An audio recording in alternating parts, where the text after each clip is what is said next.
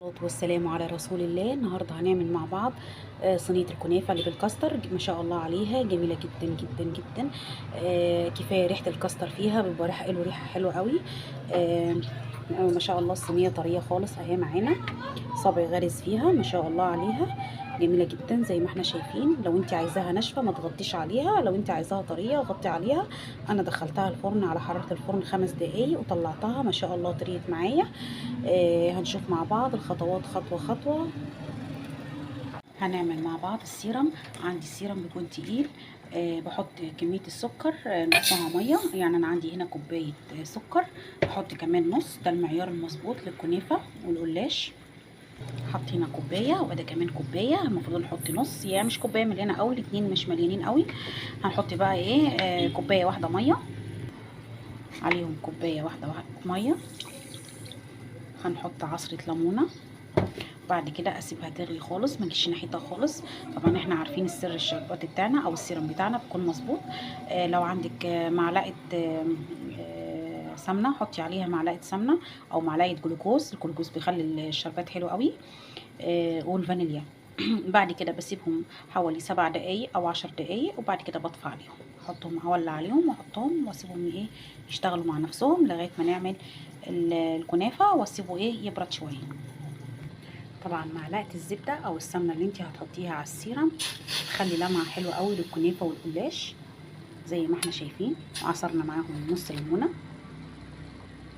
بسم الله، اول خطوه معايا ده نص كيلو من الكنافه. النهارده هنعمل كنافه بالكاستر جميله قوي. همسكها كده هفرولها واحده واحده. هنعملها مع بعض زي ما احنا هنشوف كده. هقطعها حته حته كده وارجع لكم زي ما احنا شايفين كده. معايا نص كيلو من اللبن، عندي نص كيلو من اللبن. وعندي هنا احنا قررنا ان احنا نعملها بالكاستر زي ما احنا شايفين كده. ده الكاستر، بتجيبي علبه او بتجيبي فرد حسب ما انت عايزه. طبعا هنا النص كيلو لبن انا مش هعمله كله على بعضه، انا هاخد منه كوبايه واحده وبعد كده هكمل عليه. هو زي النشا بالظبط، بتاخدي منه حوالي نص كوبايه. هاخد منه حوالي نص كوبايه واربع معالق من الكاستر، سوري من الكاستر. باخد 3 معالق من الكاستر وادوبهم في نص معلقه اللبن. ادي اول معلقه، تاني معلقه، تالت معلقه. ده زي النشا بالظبط، بس هو فرق اللون بس، ده بيبقى لونه اصفر والنشا بتبقى بيضه. هتلاقي القوام بقى دلوقتي اللون بقى لونه اصفر.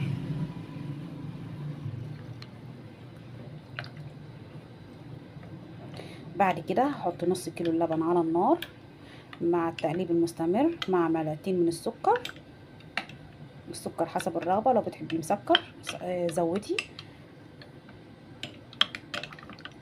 هنشوف مع بعض. اللبن على النار هسيبه، اول ما يسخن معايا هنزل بالكاستر وافضل اقلب فيه. نزلت بالكاستر، نزلت كمان بمعلقتين من السكر، والسكر انا قلت حسب الرغبه، لو انتي بتحبيها مسكره قوي زودي في السكر. وافضل اقلب لغايه ما تتماسك معايا زي المهلبيه بالظبط زي ما احنا شايفين كده.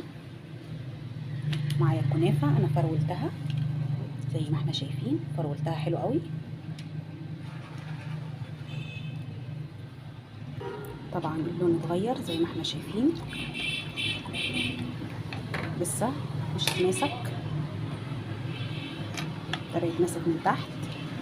هرمي ايدي فيه على طول.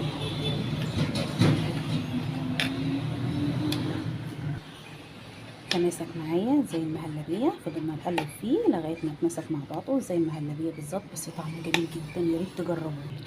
طبعا انتوا عارفين معايا ان انا ما بشيلش الفرشه من الطاجن، بسيبه على طول، بسيبه على طول في الطاجن. الفرشه عندي هنا بسيبها على طول، بس بزود ايه السمنه او الزيت اللي انا عايزاه. فانا عندي الصينيه بدهنها.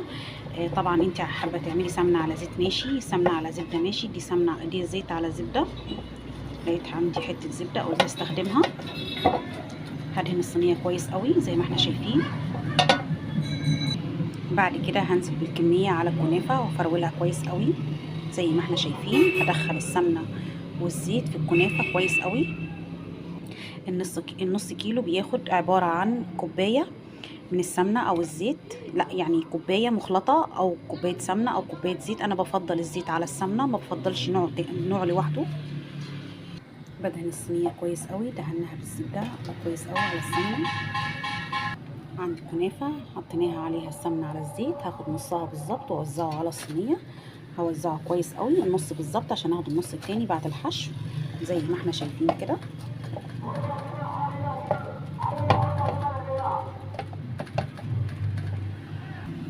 بوزعها كويس قوي. بعد كده بضغط عليها زي ما احنا شايفين كده بكف ايدي عشان تكون يعني متماسكه شويه.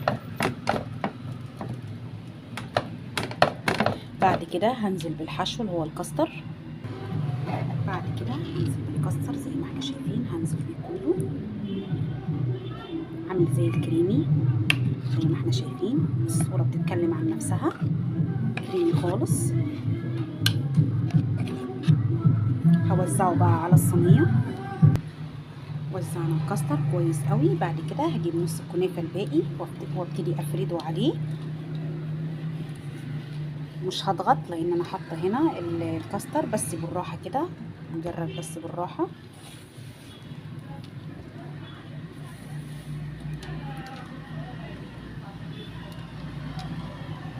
زي ما احنا شايفين كده. وزعه كويس قوي.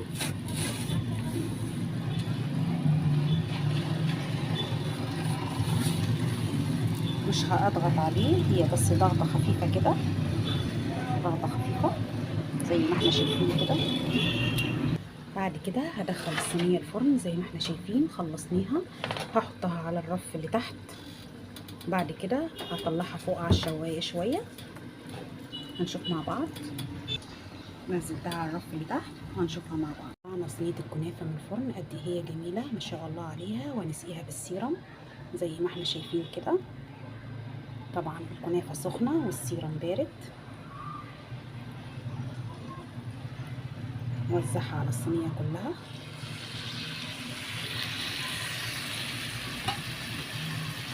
قطعه الزبده اللي احنا حاطينها في السمنه بتدي للكنافه لمعه ما شاء الله عليها، جميله جدا. طبعا هي هتبقى ناشفه شويه، بس انت لو غطيتي عليها هتبقى طريه تاني. ما شاء الله عليها جميله جدا جدا. يا ريت لو عجبك الفيديو اشتركي في القناه واعملي لي لايك فضلا وليس امرا. والله الكنافه طلعت من الفرن جميله جدا وطريه ولذيذه وطعمها رائع وريحتها جميله جدا ما شاء الله. طلعنا الكنافه من الفرن بالكاستر ما شاء الله عليها، جميله وطريه ولونها حلو وبتلمع، مسقيه بالشربات حلوه قوي ما شاء الله عليها، جميله جدا. يا ريت تجربيها. تتاكل الصينيه كلها لوحدها بالمعلقه.